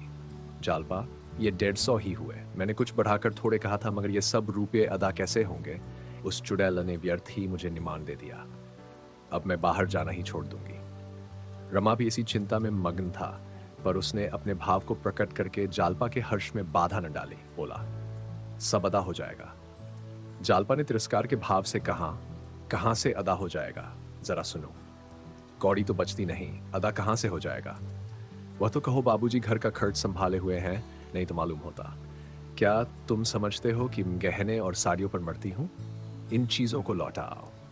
रमा ने प्रेमपूर्ण नजरों से कहा, इन चीजों को रख लो, फिर तुमसे बिना पूछे कुछ न लाऊंगा। संध्या समय जब जालपा ने नई साड़ी और नए जूते पहने, घड़ी कलाई पर बांधी और आईने में अपनी सूरत देखी, तो मारे गर्व और उल्लास के उसका मुखमंडल प्रज्वलित हो उठा। उसने उन चीजों के लौटाने के लिए सच्चे दिल से कहा हो, पर इस समय वह इतना त्याग करने को तैयार न थी। संध्या समय जालपा और रमा छावनी की ओर चले। महिला ने केवल बंगले का नंबर बतला दिया था। बंगला आसानी से मिल गया। काटक पर साइन बोर्ड था, इंदुभूषण एडवोकेट, हाईकोर्ट। अब रमा को मालूम हुआ कि वह महिला पन इंदुभूषण की पत्नी थी। पंडित जी काशी के नामी वकील थे। रमा ने उन्हें कितनी ही बार देखा था, पर इतने बड़े आदमी से परिचय का सौभाग्य उसे कैसे होता? 6 महीने पहले वह कल्पना भी नहीं कर सकता था कि किसी दिन उसे उनके घर निमंत्रित होने का गौरव प्राप्त होगा, पर जालपा की बदौलत आज वह अनहोनी बात हो गई। वह काशी के बड़े वकील का मेहमान था। मैंने कहा, रमा ने सोचा था कि बहुत से स्त्री पुरुष निमंत्रित होंगे, पर यहाँ वकील साहब और उनकी पत्नी रतन के सिवा और कोई न था।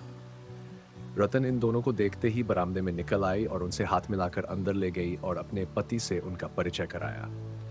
पंडित जी ने आराम कुर्सी पर लेटे ही लेटे दोनों मेहमानों से हाथ मिलाया और मुस्कुराकर कहा, क्षमा कीजिएगा बाबू साहब, मेरा स्वास्थ्य अच्छा नहीं है। आप यहाँ किसी ऑफिस में हैं? रमा ने झेंपते हुए कहा, जी हाँ, म्यूनिसिपल ऑफिस में हूँ। अभी हाल ही में आया हूँ। कानून की तरफ जाने का इरादा था, पर नए वकीलों की यहाँ जो हालत हो रही है, उसे देखकर हिम्मत न पड़ी। रमा ने अपना महत्व बढ़ाने के लिए जरा सा झूठ बोलना अनुचित न समझा। इसका असर बहुत अच्छा हुआ। अगर वह साफ कह देता मैं 25 रुपये का क्लर्क हूं, तो शायद वकील साहब उससे बातें करने में अपना अपमान समझते। बोले, आपने बहुत अच्छा किया जो इधर नहीं आए। वहाँ 2-4 साल के बाद अच्छी जगह पर पहुँच जाएँगे। यहाँ संभव है 10 साल तक आपको कोई मुकदमा ही न मिलता। जालपा को अभी तक संदेह हो रहा था कि रतन वकील साहब की बेटी है या पत्नी वकील साहब की उम्र 60 से नीचे न थी। चिकनी चांद आसपास के सफेद बालों के बीच में वार्निश की हुई लकड़ी की भांति चमक रही थी। मूंछें साफ थी, पर माथे की शिकन और गालों की झुर्रियां बतला रही थी कि यात्री संसार यात्रा से थक गया है। आराम कुर्सी पर लेटे हुए वह ऐसे मालूम होते थे जैसे बरसों के मरीज हों। हाँ, रंग गोरा था जो 60 साल की गर्मी सर्दी खाने पर भी उग न सका था। ऊंची नाक थी, ऊंचा माथा और बड़ी बड़ी आंखें जिनमें अभिमान भरा हुआ था।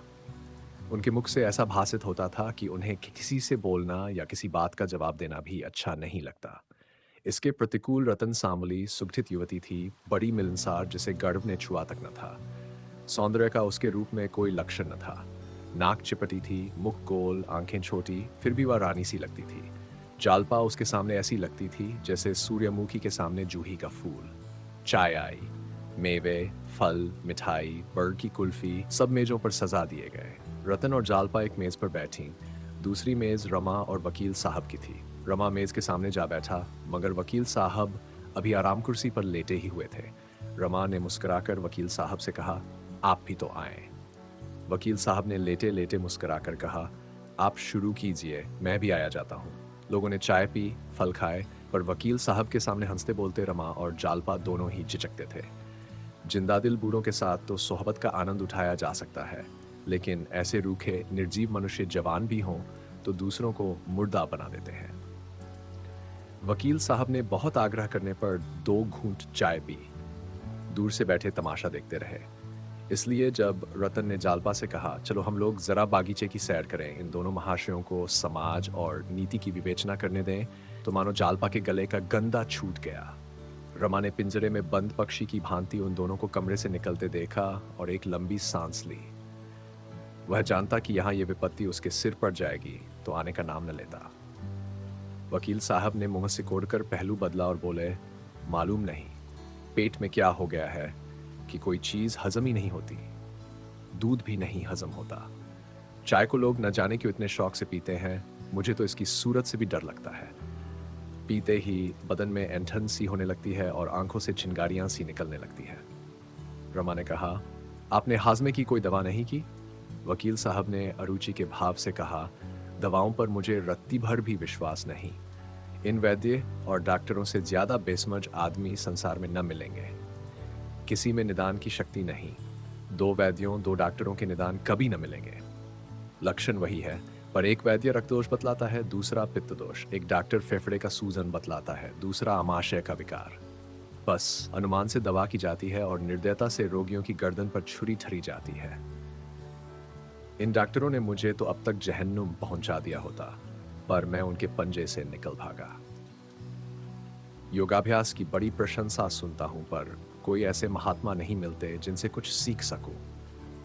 किताबों के आधार पर कोई क्रिया करने से लाभ के बदले हानि होने का डर रहता है।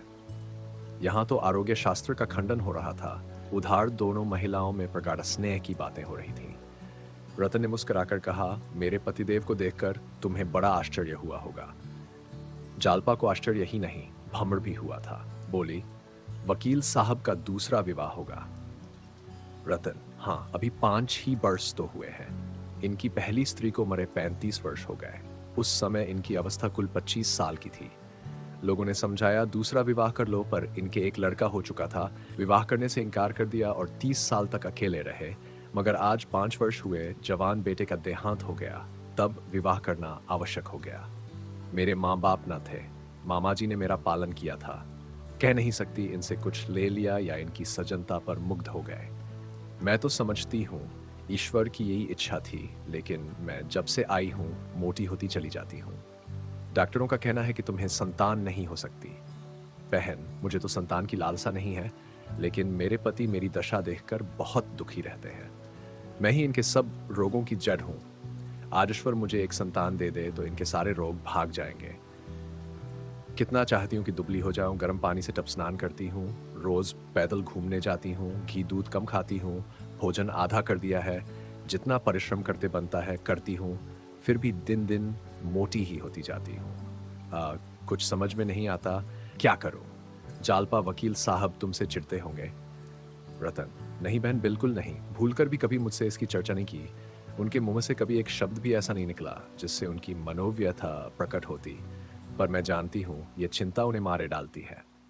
अपना कोई बस नहीं है। क्या करूँ?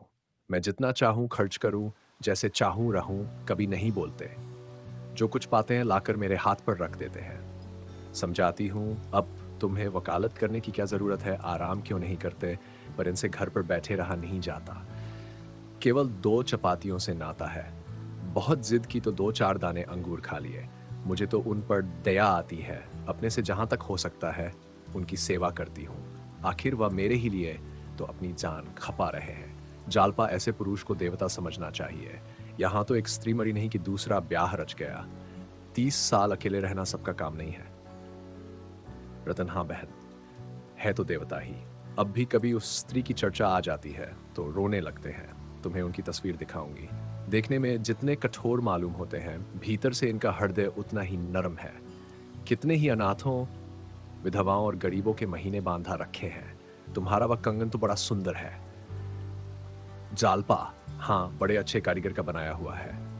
रतन, मैं तो यहाँ किसी को जानती ही नहीं। वकील साहब को गहनों के लिए कष्ट देने की इच्छा नहीं होती। मामूली सुनारों से बनवाते डर लगता है, न जाने क्या मिला दें। मेरी सपत्नी जी के सब गहने रखे हुए हैं लाई, लेकिन वह मुझे अच्छे नहीं लगते। तुम बाबू रमानाथ से मेरे लिए ऐसा ही एक जोड़ा कंगन बनवा दो। जालपा, देखिए, पूछती हूँ। रतन, आज तुम्हारे आने से जी बहुत खुश हुआ। दिन भर अकेली पड़ी रहती हूँ। जी घबराया करता है। किसके पास जाऊं? किसी से परिचय नहीं, और न मेरा मन ही चाहता है कि उनसे मौई करूं। 2-1 महिलाओं को बुलाया, उनके घर गई, चाहा कि उनसे बहनापा जोड़ लूं आप, लेकिन उनके आचार विचार देखकर उनसे दूर रहना ही अच्छा मालूम हुआ। दोनों ही मुझे उल्लू बनाकर जटना चाहती थी। मुझसे रुपए उधार ले गई और आज तक दे रही है। इंगार की चीजों पर मैंने उनका इतना प्रेम देखा कि कहते लज्जा आती है। तुम घड़ी आधा घड़ी के लिए रोज चली आया करो बहन। चलपा, वाह, इससे अच्छा और क्या होगा। रतन, मैं मोटर भेज दिया करूंगी। जालपा, क्या जरूरत है, तांगे तो मिलते ही हैं। रतन, न जाने क्यों तुम्हें छोड़ने को जी नहीं चाहता। तुम्हें पाकर रमानाथ जी अपना भाग्य सराहते होंगे। जालपा ने मुस्कुराकर कहा, भागी वागी तो कहीं नहीं सराहते, घुड़कियां जमाया करते हैं। रतन, सच, मुझे तो विश्वास नहीं आता। लो, भाभी तो आ गए। पूछना, ऐसा दूसरा कंगन बनवा देंगे। क्यों, चरणदास से कहा जाए तो ऐसा कंगन कितने दिन में बना देगा। रतन ऐसा ही कंगन बनवाना चाहती है। रमा ने तत्परता से कहा, हाँ, बना क्यों नहीं सकता, इससे बहुत अच्छे बना सकता है। इस जोड़े के क्या लिए थे? रतन, इस जोड़े के क्या लिए थे? जालपा, 100 के थे। कोई हर्ज नहीं, मगर बिल्कुल ऐसा ही हो, इसी नमूने का। रमा, हाँ हाँ, बनवा दूंगा। रतन, मगर भाई, अभी मेरे पास रुपये नहीं है। रुपये के मामले में पुरुष महिलाओं के सामने कुछ नहीं कह सकता। क्या वह कह सकता है, इस वक्त मेरे पास रुपये नहीं है। वह मर जाएगा, पर यह उज़र न करेगा। वह कर्ज लेगा, दूसरों की खुशामद करेगा, पर स्त्री के सामने अपनी मजबूरी न दिखाएगा। रुपये की चर्चा को ही वह तुच्छ समझता है। जालपा पति की आर्थिक दशा अच्छी तरह जानती थी, पर यदि रमा ने इस समय कोई बहाना कर दिया होता तो उसे बहुत बुरा मालूम होता। वह मन में डर रही थी कि कहीं ये महाशय ये नन कह बैठे, सर्राफ से पूछकर कहूंगा। उसका दिल धड़क रहा था जब रमा ने वीरता के साथ कहा, हाँ हाँ, रुपए की कोई बात नहीं, जब चाहे दे दीजिएगा, तो वह खुश हो गई। रतन, तो कब तक आशा करूं? रमानाथ, मैं आज ही सर्राफ से कह दूंगा, तब 15 दिन तो लग ही जाएंगे। जालपा, अब की रविवार को मेरे ही घर चाय पीजिएगा। रतन ने निमंत्रण सहर्ष स्वीकार किया और दोनों आदमी विदा हुए। घर पहुंचे तो शाम हो गई थी। रमेश बाबू बैठे हुए थे। जालपा तो तांगे से उतरकर अंदर चली गई। रमा रमेश बाबू के पास जाकर बोला, क्या आपको आए देर हुई? रमेश, नहीं, अभी तो चला आ रहा हूं। क्या वकील साहब के यहाँ गए थे? रमा, जी हाँ, 3 रुपए की चप्पत पड़ गई। रमेश, कोई हर्ज नहीं, ये रुपए वसूल हो जाएंगे। बड़े आदमियों से राह रस्म हो जाए तो बुरा नहीं है, बड़े बड़े काम निकलते हैं। एक दिन उन लोगों को भी तो बुलाओ। रमा, अब की इतवार को की दावत दे आया हूँ, चाय की दावत दे आया हूँ। रमेश, क्या हूँ, जानते हो ना, वकील साहब के एक भाई इंजीनियर हैं। मेरे एक साले बहुत दिनों से बेकार बैठे हैं। अगर वकील साहब उसकी सिफारिश कर दें तो गरीब को जगह मिल जाए। तुम जरा मेरा इंट्रोडक्शन करा देना, बाकी और सब मैं कर लूंगा। पार्टी का इंतजाम ईश्वर ने चाहा तो ऐसा होगा कि मेम साहब खुश हो जाएंगी। चाय के सेट, शीशे के रंगीन गुलदान और फानूस मैं ला दूंगा। कुर्सियां, मेजें, फर्श सब मेरे ऊपर छोड़ दो। ननकुली की जरूरत न मजूर की, उन्हीं मूसलचंद को रगे दूंगा। रमानाथ, तब तो बड़ा मजा रहेगा। मैं तो बड़ी चिंता में पड़ा हुआ था। रमेश, चिंता की कोई बात नहीं, उसी लौंडे को जोत दूंगा। कहूंगा जगह चाहते हो तो कारगुजारी दिखाओ, फिर देखना कैसी दौड़ धूप करता है। रमानाथ, अभी 2-3 महीने हुए आप अपने साले को कहीं नौकर रखा चुके हैं ना? रमेश, अजी अभी 6 और बाकी हैं, पूरे 7 जीव हैं। जरा बैठ जाओ, जरूरी चीजों की सूची बना ली जाए। आज ही से दौड़ धूप होगी, तब सब चीजें जुटा सकूंगा। और कितने मेहमान होंगे? रमानाथ, मेम साहब होंगी और शायद वकील साहब भी आए। रमेश, ये बहुत अच्छा किया। बहुत से आदमी हो जाते तो भब्बड़ हो जाता। हमें तो मेम साहब से काम है, ठल्लुओं की खुशामद करने से क्या फायदा। दोनों आदमियों ने सूची तैयार की। रमेश बाबू ने दूसरे ही दिन से सामान जमा करना शुरू किया। उनकी पहुंच अच्छे अच्छे घरों में थी। सजावट की अच्छी अच्छी चीजें बटोर लाए। सारा घर जगमगा उठा। दयानाथ भी इन तैयारियों में शरीक थे। चीजों वो करीने से सजाना उनका काम था। कौन गमला कहाँ रखा जाए, कौन तस्वीर कहाँ लटकाई जाए, कौन सा गलीचा कहाँ बिछाया जाए, इन प्रश्नों पर तीनों मनुष्यों में घंटों वाद विवाद होता था। दफ्तर जाने के पहले और दफ्तर से आने के बाद तीनों इन्हीं कामों में जुट जाते थे। एक दिन इस बात पर बहस छिड़ गई कि कमरे में आईना कहाँ रखा जाए। दयानाथ कहते थे, इस कमरे में आईने की जरूरत नहीं, आईना पीछे वाले कमरे में रखना चाहिए। रमेश इसका विरोध कर रहे थे। रमा दुविधों में चुपचाप खड़ा था, न इनकी सी कह सकता था न उनकी सी। दयानाथ, मैंने सैकड़ों अंग्रेजों के ड्राइंग ईम देखे हैं, कहीं आईना नहीं देखा। आईना अंगार के कमरे में रहना चाहिए, यहां आईना रखना बेतुकी सी बात है। रमेश, मुझे सैकड़ों अंग्रेजों के कमरों को देखने का अवसर तो नहीं मिला है, लेकिन 2-4 जरूर देखे हैं और उनमें आईना लगा हुआ देखा। फिर क्या ये जरूरी बात है कि इन जरा जरा सी बातों में भी हम अंग्रेजों की नकल करें? हम अंग्रेज नहीं, हिंदुस्तानी हैं। हिंदुस्तानी रईसों के कमरे में बड़े बड़े आदमकद आईने रखे जाते हैं। ये तो आपने हमारे बिगड़े हुए बाबुओं की सी बात कही, जो पहनावे में, कमरे की सजावट में, बोली में, चाय और शराब में, चीनी की प्यालियों में, गर्ज दिखावे की सभी बातों में तो अंग्रेजों का मुंह चिढ़ाते हैं। लेकिन जिन बातों ने अंग्रेजों को अंग्रेज बना दिया है और जिनकी बदौलत वे दुनिया पर राज करते हैं, उनकी हवा तक नहीं छू जाती। क्या आपको भी बुढ़ापे में अंग्रेज बनने का शौक चर्राया है? दयानाथ अंग्रेजों की नकल को बहुत बुरा समझते थे। यह चाय पार्टी भी उन्हें बुरी मालूम हो रही थी। अगर कुछ संतोष था तो यही कि 2-4 बड़े आदमियों से परिचय हो जाएगा।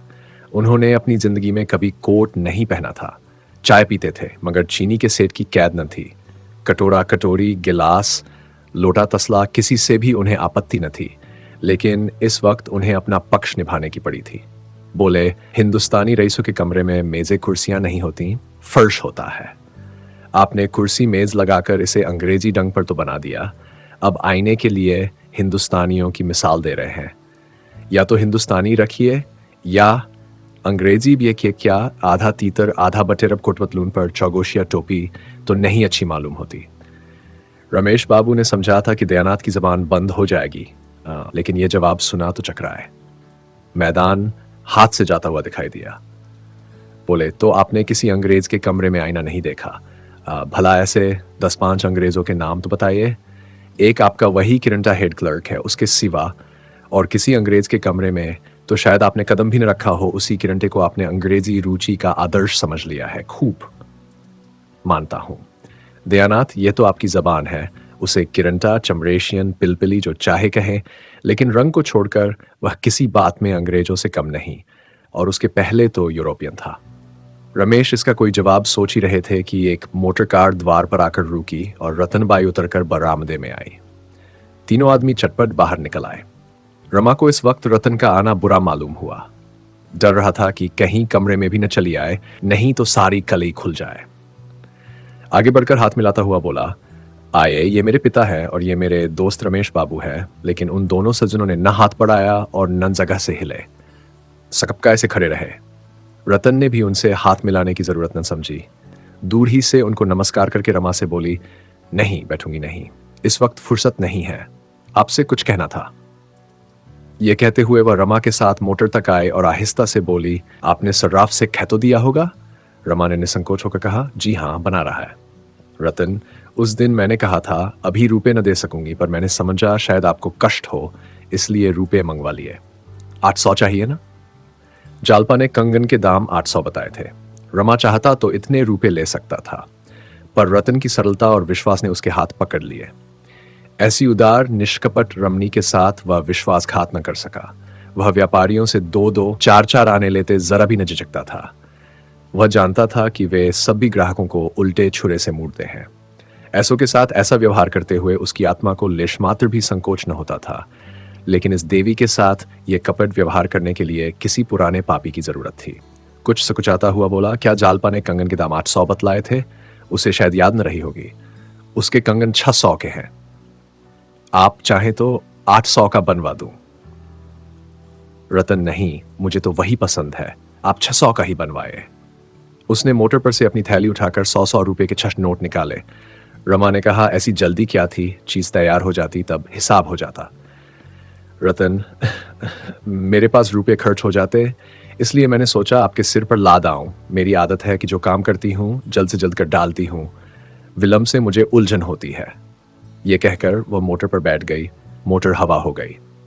रमा संदूक में रुपये रखने के लिए अंदर चला गया तो दोनों वृद्धजनों में बातें होने लगीं। रमेश देखा, दयानाथ जी आंखें खुली हुई थीं। अब मेरे घर में भी वही हवा आ रही है, ईश्वर ही बचावे। रमेश, बात तो ऐसी ही है, पर आजकल ऐसी ही औरतों का काम है। जरूरत पड़े तो कुछ मदद तो कर सकती है। बीमार पड़ जाओ तो डॉक्टर को तो बुला ला सकती है। यहां तो चाहे हम मर जाए तब भी क्या मजाल कि सत्री घर से बाहर पांव निकाले। दयानाथ, हमसे तो भाई ये अंग्रेजियत नहीं देखी जाती, क्या करें? संतान की ममता है, नहीं तो यही जी चाहता है कि रमा से साफ कह दूं, भैया अपना घर अलग लेकर रहो। आंख फटी पीर गई। मुझे तो उन मर्दों पर क्रोध आता है जो स्त्रियों को यूं सिर चढ़ाते हैं। देख लेना, एक दिन यह औरत वकील साहब को दगा देगी। रमेश, महाशय, इस बात में मैं तुमसे सहमत नहीं हूं। यह क्यों मान लेते हो कि जो औरत बाहर आती जाती है वह जरूर ही बिगड़ी हुई है? मगर रमा को मानती बहुत है। रुपये न जाने किस लिए दिए। दयानाथ, मुझे तो इस कुछ गोलमाल मालूम होता है। रमा, कहीं उससे कोई चाल न चल रहा हो। इसी समय रमा भीतर से निकला आ रहा था। अंतिम वाक्य उसके कान में पड़ गया। भौहें चढ़ाकर बोला, जी हां, जरूर चाल चल रहा हूं। उसे धोखा देकर रुपये ऐंठ रहा हूं। यही तो मेरा पेशा है। दयानाथ ने झेपते हुए कहा, तो इतना बिगड़ते क्यों हो? मैंने तो कोई ऐसी बात नहीं कही। रमानाथ, पक्का जालिया बना दिया और क्या कहते?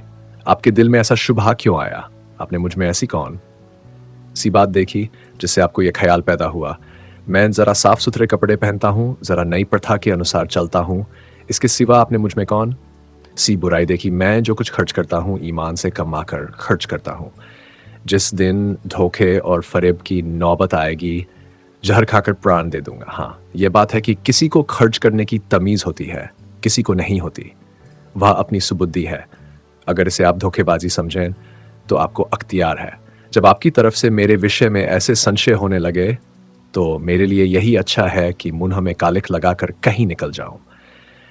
रमेश बाबू यहां मौजूद हैं, आप इनसे मेरे विषय में जो कुछ चाहे पूछ सकते हैं। ये मेरे खातिर झूठ न बोलेंगे। सत्य के रंग में रंगी हुई इन बातों ने दयानाथ को आश्वस्त कर दिया। बोले, जिस दिन मुझे मालूम हो जाएगा कि तुमने यह डंग अख्तियार किया है, उसके पहले मैं मुंह में कालिख लगाकर निकल जाऊंगा। तुम्हारा बढ़ता हुआ खर्च देखकर मेरे मन में संदेह हुआ था। मैं इसे छिपाता नहीं हूं, लेकिन जब तुम कह रहे हो तुम्हारी नीयत साफ है तो मैं संतुष्ट हूं। मैं केवल इतना ही चाहता हूं कि मेरा लड़का चाहे गरीब रहे पर नीयत न बिगाड़े। मेरी ईश्वर से यही प्रार्थना है कि वह तुम्हें सतपथ पर रखे। रमेश ने मुस्कुराकर कहा, अच्छा, यह किस्सा तो हो चुका, अब यह बताओ उसने तुम्हें रुपये किस लिए दिए? मैं गिन रहा था, 6 नोट थे, शायद 100 के थे। रमानाथ, ठग लाया हूं। रमेश, मुझसे शरारत करोगे तो मार बैठूंगा। अगर जट ही लाए हो तो भी मैं तुम्हारी पीठ ठोकूंगा। जीते रहो खूब जटो, लेकिन आबरू पर आंच ना आने पाए। किसी को कानो कान खबर न हो। ईश्वर से तो मैं डरता नहीं, वह जो कुछ पूछेगा उसका जवाब मैं दे लूंगा, मगर आदमी से डरता हूं। सच बताओ, किस लिए रुपए दिए? कुछ दलाली मिलने वाली हो तो मुझे भी शरीक कर लेना। रमानाथ जड़ाऊ कंगन बनवाने को कह गई है। रमेश, तो चलो मैं एक अच्छे सर्राफ से बनवा दूं। ये झंझट तुमने बुरा मोल ले लिया। औरत का स्वभाव जानते नहीं, किसी पर विश्वास तो इन्हें आता ही नहीं। तुम चाहे 2-4 रुपए अपने पास ही से खर्च कर दो, पर वह यही समझेंगी कि मुझे लूट लिया। नेकनामी तो शायद ही मिले, हाँ बदनामी तैयार खड़ी है। रमानाथ, आप मूर्ख स्त्रियों की बातें कर रहे हैं। शिक्षित स्त्रियां ऐसी नहीं होती। जरा देर बाद रमा अंदर जाकर जालपा से बोला, अभी तुम्हारी सहेली रतन आई थी। जालपा, सच? तब तो बड़ा गड़बड़ हुआ होगा, यहाँ कुछ तैयारी तो थी ही नहीं। रमानाथ, कुशल यही हुई कि कमरे में नहीं आई, कंगन के रुपए देने आई थी। तुमने उनसे शायद 800 रुपए बताए थे, मैंने 600 ले लिए। जालपा ने झेमते हुए कहा, मैंने तो दिल लगी की थी। जालपा ने इस तरह अपनी सफाई तो दे दी, लेकिन बहुत देर तक उसके मन में उथल पुथल होती रही। रमा ने अगर 800 रुपये ले लिए होते तो शायद उथल पुथल ना होती, वह अपनी सफलता पर खुश होती। पर रमा के विवेक ने उसकी धर्म बुद्धि को जगा दिया था।